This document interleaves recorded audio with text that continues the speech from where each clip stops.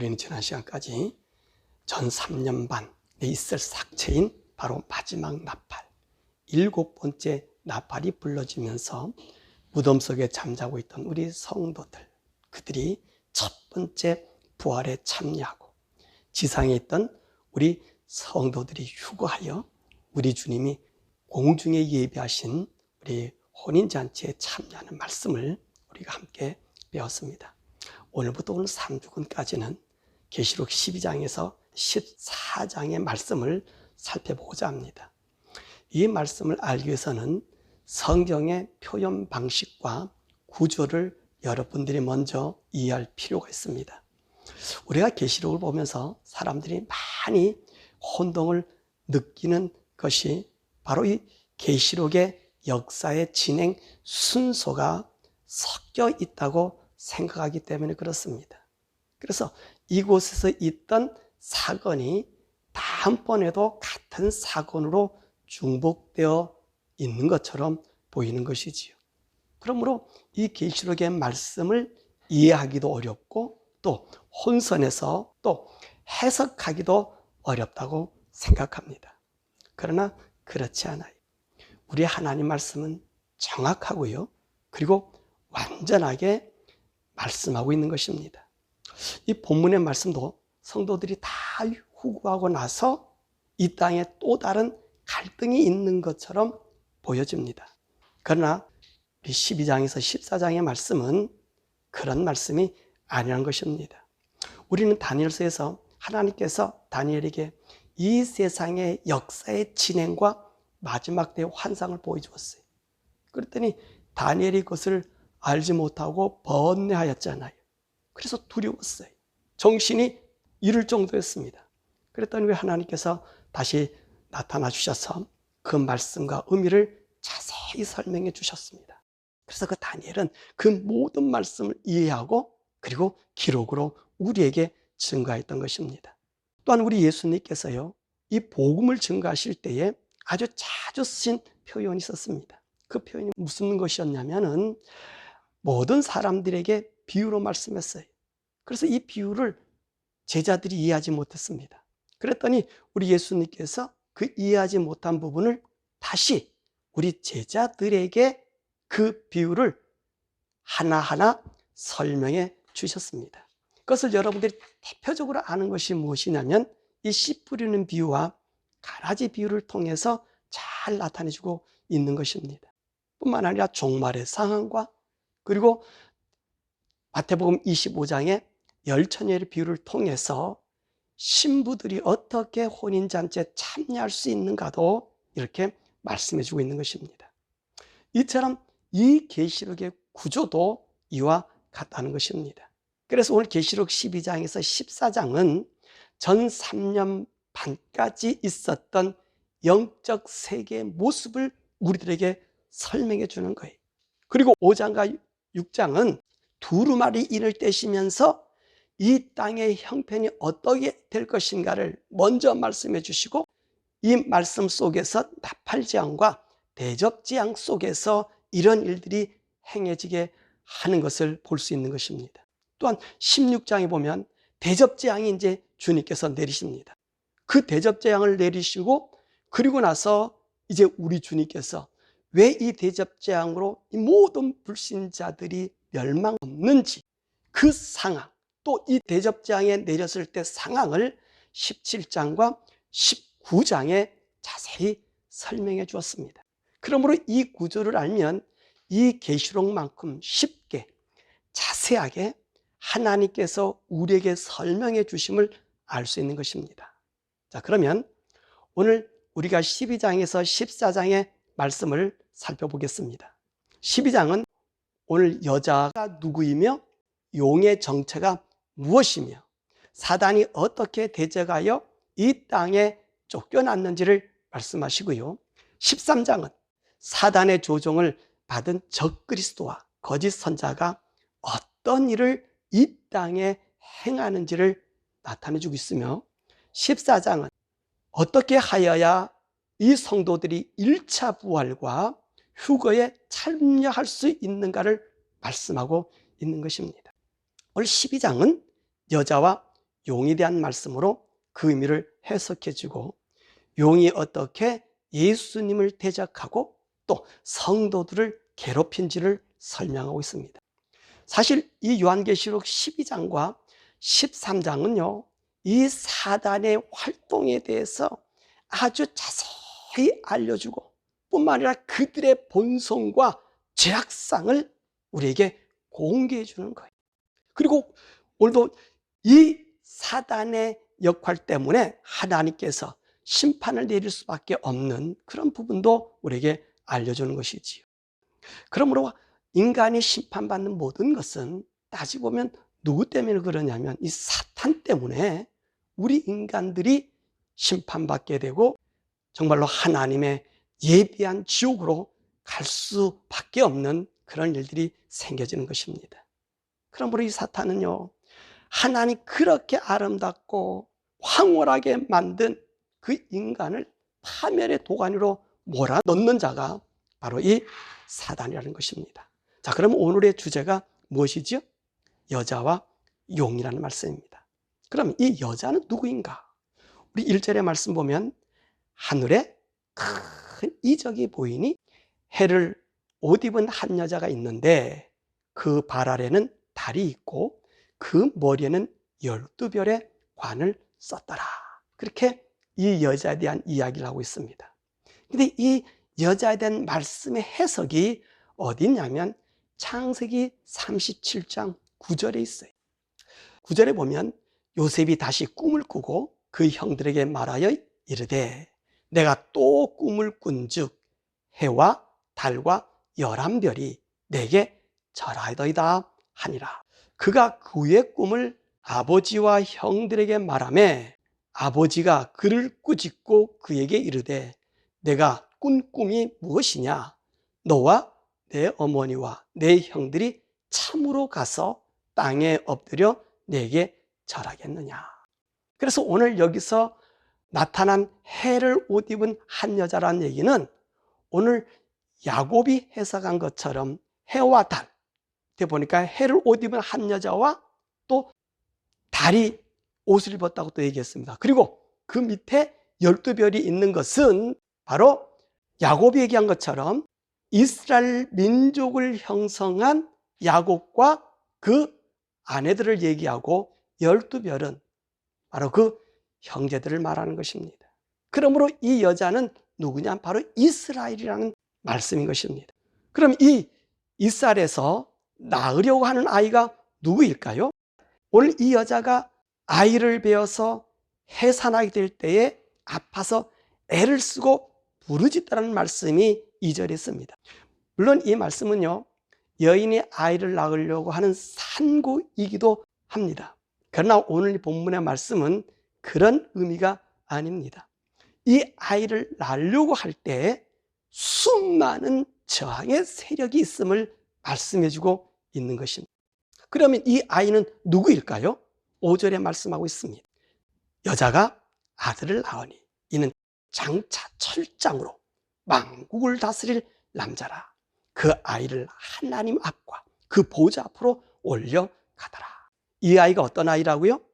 철장으로 다스릴 남자다. 이렇게 말씀하고 있습니다. 이 철장이란 말은 부러지지 않는 철지봉을 얘기하는 거예요. 그러니까 영원한 통치자라고 하는 말씀입니다. 그러므로 이 아이는 만국을 다스리는 왕이라는 의미인 것이지요. 바로 이분이 누구시죠? 우리 예수님이시란 말씀입니다. 그러니까 여자가 낳으려는 아이는 우리 예수님으로서 우리 예수님은 어디서 태어나시는 거예요? 이스라엘 나라 가운데서 태어나심을 말씀하고 있는 것입니다. 그럼 왜 예수님께서 이스라엘 나라에서만 태어나야 합니까? 라고 하는 것입니다. 우리가 여러분과 제가 이미도 배웠고 알고 있습니다. 하나님이 하나님 존재 그 자체를 알려주신 민족이 누구지요? 오직 이스라엘 나라 사람입니다. 이스라엘 나라 밖에 하나님이 자신이 하나님 것을 공개한 민족이 없어요. 또 이 하나님이 이스라엘을 통해서 하나님의 모든 계획을 알려주시고 펼쳐줘 보여주신 것입니다. 그러므로 예수님은 다른 민족에서 태어나시면 안 되고 오직 이스라엘 민족에서 태어나셔야만 하나님의 하실 모든 일을 완성시킬 수 있는 것입니다. 또한 우리가 여기서 말하는 한 여자, 이 여자를 어떤 데서는 마리아라고 말하고 있습니다. 그러나 오늘 이 여자는요, 상징은 마리아가 아닙니다. 우리 하나님께서 이 이스라엘을 통하여 인간을 구원하기 위해서 창세기 3장 15절에 약속한 여인의 후손, 바로 그분을 이야기하는 거예요. 그분이 구원주가 되어서 이 이스라엘을 통하여 이 땅에 와 모든 인생들을 구원하는 그 예수님을 말씀하고 계신 것입니다. 그런데 이 아이가 어떻게 된다라고 오늘 계시록에 말씀하고 있어요. 5절 하반절에 보니까 그 아이를 하나님 앞과 그 보좌 앞으로 올려가더라라고 말씀하고 있습니다. 자, 예수님께서 하나님 앞과 그 보좌 앞으로 올려가신다는 말씀은 예수님께서 십자가에 죽으시고 부활 승천하셔서 하늘나라에 가신다는 말씀인 것입니다. 하나님께서 우리 예수님을 이스라엘을 통하여 인간의 죄악을 씻어주실 여인의 후손으로 태어나게 하시고 십자가에 죽으시고 부활 승천하셔서 인간을 구원하기 위한 하나님의 영원한 대제사장이 되신다는 말씀입니다. 그러므로 이 여자가 낳은 예수님은 우리 온 인류의 죄를 없이 하시는 영원한 왕이 되심을 말씀하고 있는 것입니다. 그러므로 오늘 본문에 있는 말씀은 이 여자는 누구라고요? 이스라엘 민족을 우리에게 말씀해 주고 있는 것입니다. 그러면 이 용에 대해서 우리가 함께 살펴보도록 하겠습니다. 이 용의 정체가 무엇일까? 3절에 말씀하고 있습니다. 3절의 말씀 우리가 함께 읽어볼까요? 하늘에 또 다른 이적이 보이니 보라, 한 큰 붉은 용이 있어 머리가 7이요 뿔이 10이요 그 여러 머리에 7 왕관이 있다, 그렇게 얘기했습니다. 오늘 이 용을 뭐라고 말씀하셨냐면 붉은 한 용이라고 그랬습니다. 그런데 이 용에 대한 해석을 9절에 해주고 있어요. 9절에 뭐라고 얘기하냐면 큰 용이 내쫓기니 옛뱀 곧 마귀라고도 하고 사단이라고 하며 온 천하를 꿰는 자라. 그래서 이 붉은 용이, 이 용이 누구라고 얘기하는 거예요? 지금 옛뱀이라 그러고 마귀라 그러고 사단이라고 말씀해 주고 있습니다. 그러니까 이 용은 곧 뭐다? 우리가 이 얘기하는 사단이라고 말씀하는 것입니다. 그러면 여러분, 사단의 존재가 언제부터 있었을까요? 여러분들은 많은 교회에서 듣기를 이 사단의 이름이 루시퍼다, 그렇게 이야기를 합니다. 그래서 이 루시퍼는 하나님을 찬양하기 위해서 하나님 다음으로 제일 영광스러운 존재였는데 그가 교만해서 그래서 타락했다, 그래서 사단이 됐다, 그렇게 얘기를 들었습니다. 그러나 오늘 이런 말을 떠나서 오늘 본문에 있는 말씀에 이 사단의 정체를 우리에게 보여주고 있습니다. 오늘 본문에는 용이라는 표현을 썼어요. 근데 이 용을 뭐라 그랬다고요? 옛뱀, 그리고 마귀라고도 하고 사단이라고 했다는 말입니다. 그리고 이 옛뱀이 어디서 나타나는 거예요? 우리가 잘 아는 바로 그 에덴 동산에 나타난 그 뱀을 의미하는 것입니다. 이 뱀이 인간을 속여서 하나님의 말씀을 순종하지 않고 반기를 들어 인간을 죄악으로 이끈 그 장본인이라는 말씀입니다. 그 장본인이 누구였냐? 이 뱀이 누구였냐? 바로 사단이라는 말씀입니다. 그러므로 사단은요, 인간이 창조되기 이전에 창조된 존재임을 알 수 있는 것입니다. 그럼 구약에서 처음 사단의 용어가 나온 곳이 어디일까요? 바로 욥기서 1장 6절에 나타납니다. 이때 여호와 하나님께서 사단에게 묻습니다. 내가 어디에서 왔느냐? 그때 사단이 여호와께 대답하기를 땅을 두루 여기저기 다녀왔습니다 라고 이야기합니다. 또 구약성경 스가랴 3장 1절에 바로 이 사단의 말이 나오는데, 이 사단이 예루살렘을 더럽게 한 역할을 함으로 하나님께 책망받는 모습이 나타나는 것입니다. 그럼 신약에서 이 사탄을 어떻게 표현했을까요?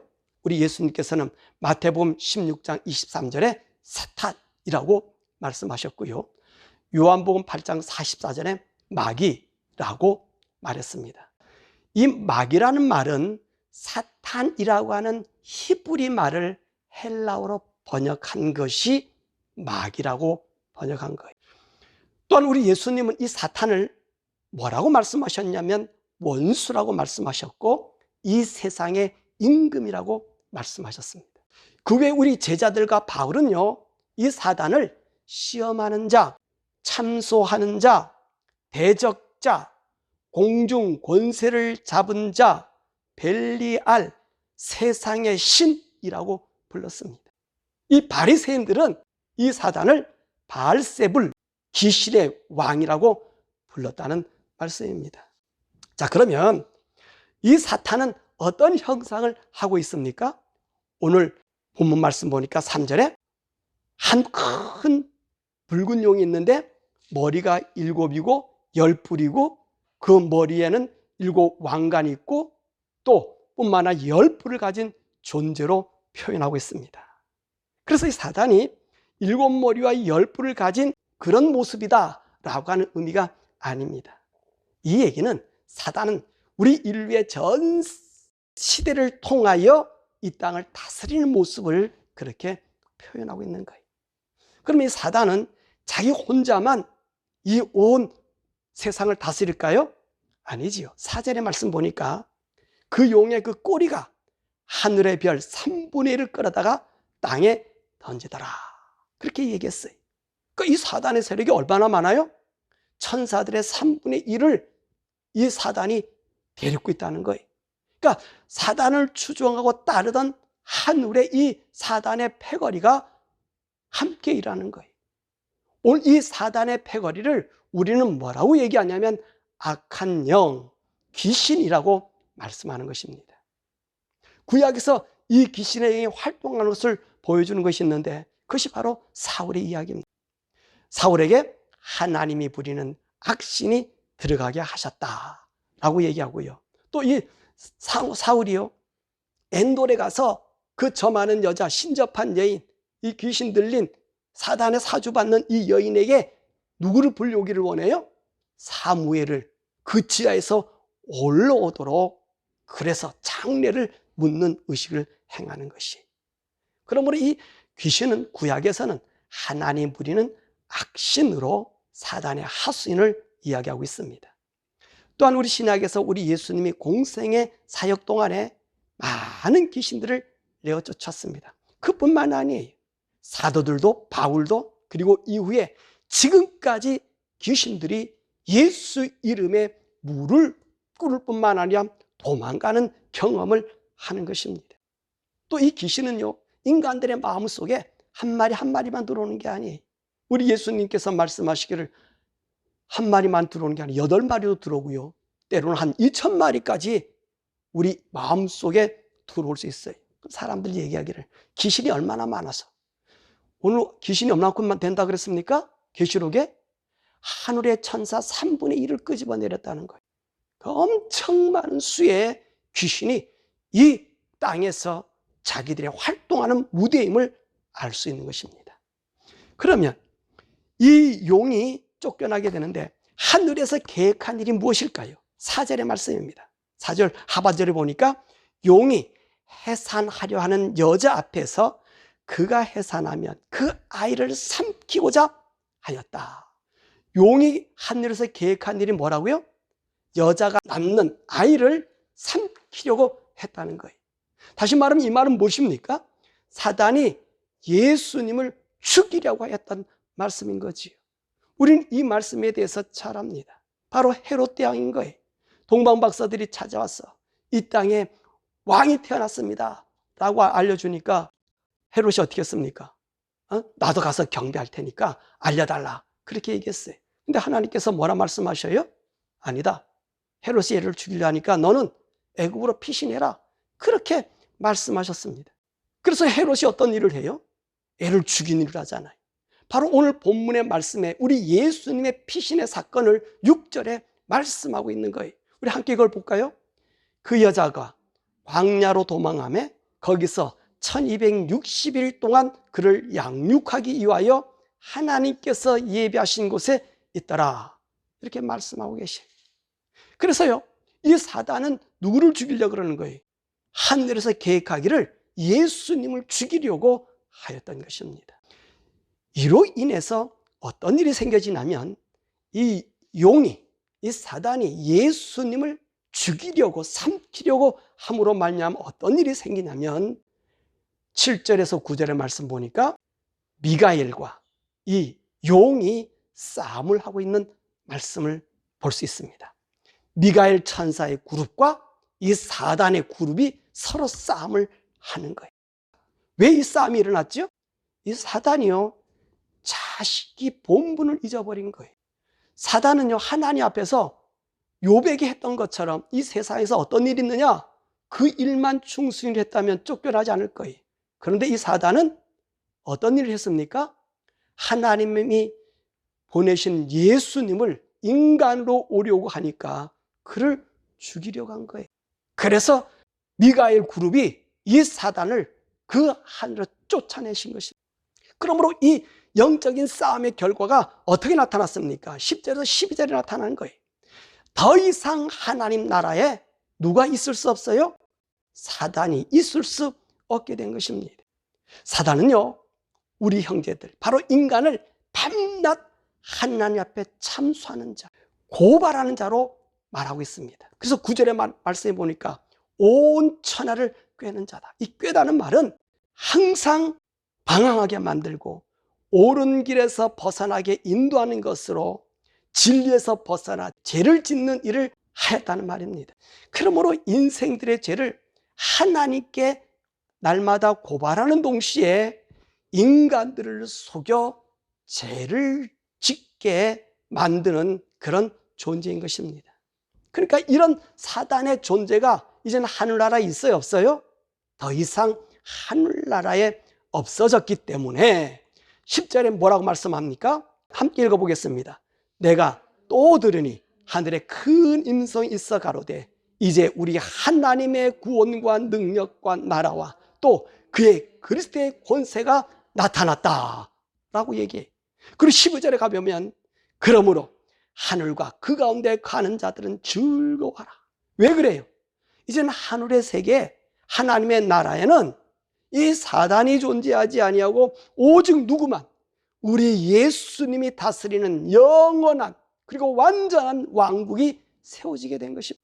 그러므로 이제는 하나님 옆에서 우리 인생들을 참수하는 자가 없어지고 우리 예수님의 피로써 구원받는 성도들만 있게 되므로 의의 나라요, 평강의 나라요, 영원한 생명의 나라인 것입니다. 그래서 오늘 뭐라고 얘기하는 거예요, 사람? 거기 천상에 있는 분들이 이제는 즐거워하자. 즐거움밖에 없다는 것입니다. 그러면 이 땅으로 쫓긴 이 사단, 용이 하는 일이 무엇일까요?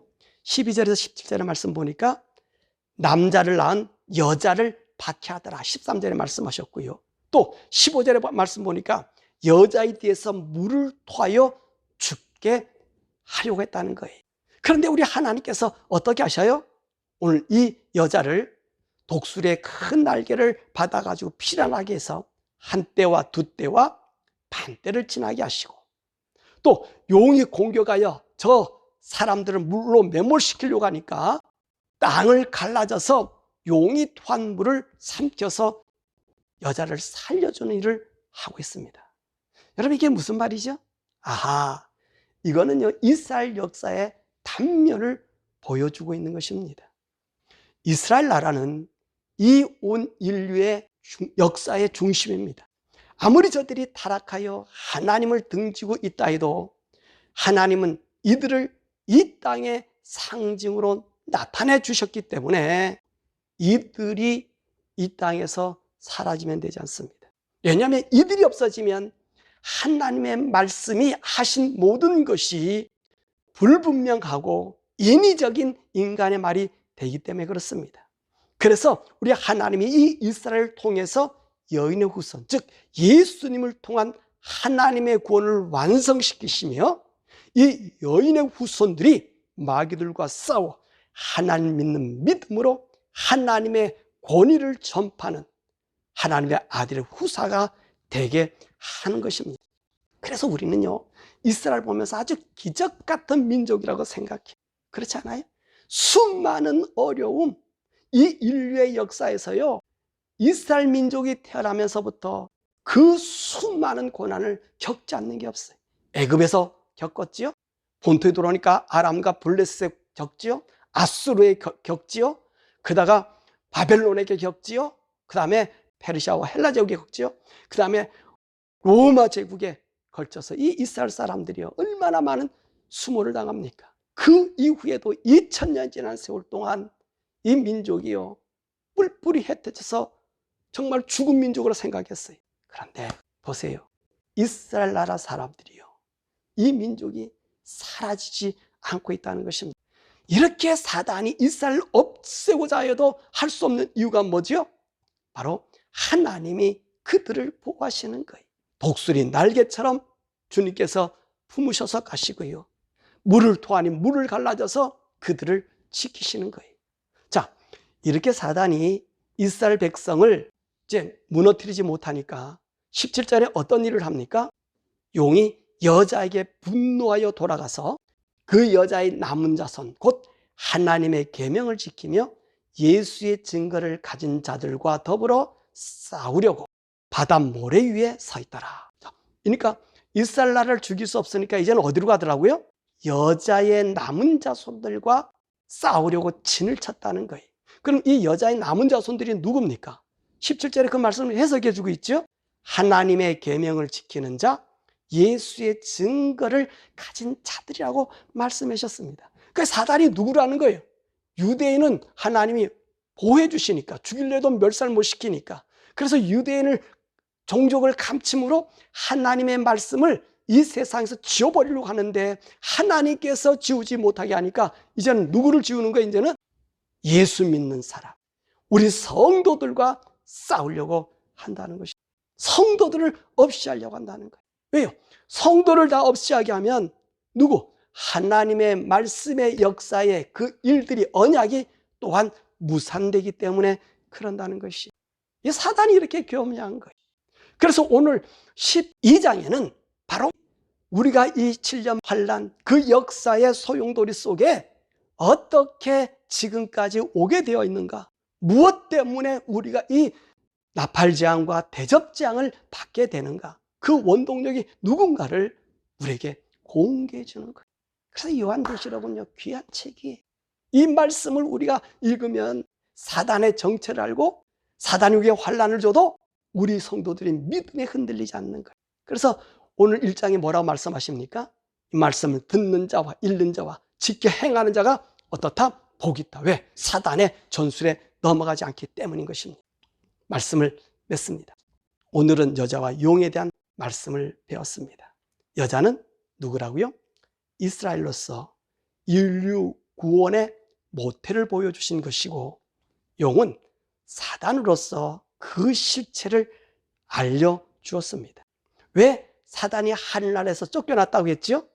오늘 계시록의 말씀은 두 가지. 하나님께서 우리 인간을 구원하시기 위해 여인의 후손으로 오신 예수님을 죽이려 하였다가 쫓겨났다 그랬어요. 12장 4절의 말씀이죠. 두 번째로 우리 성도들을 밤낮 참수하는 거예요. 밤낮 참수해서 우리 성도들로 하여금 하나님의 구원을, 구원받는 그 구원을 도태시키려고 했기 때문에 오늘 사단이 이 세상으로 쫓겨나게 된 것입니다. 그러므로 사단의 제일 목표가 무엇이지요? 하나님의 구원을 방해하는 일이에요. 그래서 될 수 있으면 이 사단은요, 우리 인생들을 죄 속에 빠져들게 하려고 수많은 일들을 이 세상에서 행하는 거예요. 그래서 하나님께 불순종하면 너희들에게 즐거움이 있다, 쾌락이 있다고 얘기하고요, 또 세상의 부귀와 영화를 주겠다고 약속하고요, 또 아담과 하와를 꼬셨던 것처럼 너희들이 지식이 풍부해져서 하나님처럼 되겠다고 우리 인간들에게 날마다 달콤한 말을 우리에게 전해주는 거예요. 이 땅에서.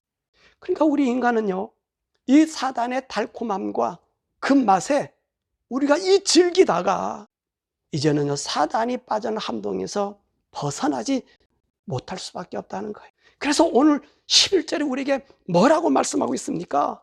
이 천군 천사들, 하늘에 있는 이 분들이 뭐라고 우리에게 얘기해 주고 있어요? 그 음성이 뭐라고 얘기했어요? 우리 11절 한번 읽어볼까요? 또 우리 형제들이 어린 양의 피와 자기들이 증언하는 말씀으로써 그를 이겼으니 그들은 죽기까지 자기들의 생명을 아끼지 아니하였다. 무슨 말이에요? 우리가 사탄과 싸워서 이겨야만이 어디로 갈 수 있는 거예요? 하나님의 나라에 갈 수 있기 때문에 오늘 하늘 보좌에 있는 주님으로부터 들림받은 자들은 어떤 일을 행했다는 거예요? 죽기까지 자기 생명들을 아끼지 아니하고 우리 주님의 구원을 간직하였다는 말씀입니다. 사랑하는 여러분, 휴거는 우리가 부활하는 것, 첫 번째 부활에 참여하는 것은 얼렁껄렁 이 세상과 즐기면서 얻는 구원이 아닙니다. 오늘 12절에 말씀하셨잖아요. 오늘 이 어린 양의 피로, 이 피를 가지고 증인으로 삼기 위해서 죽기까지 자기들의 생명을 하나님께 드렸다고 말씀하신 거예요. 바라고 나기는 오늘 지난주에 말씀하신 것처럼 우리 주님이 마지막 나팔을 불어서 우리를 불러오실 때 그 영광스러운 혼인잔치에 참여한 사단의 계계를 이기시고 오늘 우리 주님 혹시 우리가 이 구원의 자리에서 빼앗길까 봐 다시 역사의 모든 뒤안길을 이 12장 사단의 정체를 얘기해 주시고 13장 사단이 어떻게 활동하는지를 알게 해주시고 14장 거기 가서는 우리 성도들이 어떻게 해야 이 하나님 앞에 휴거할 수 있는지를 보여주십니다. 이 말씀이 여러분의 새겨져서 하나님의 구원의 영광으로 우리 주님 앞에 서기를 주님의 이름으로 축원합니다.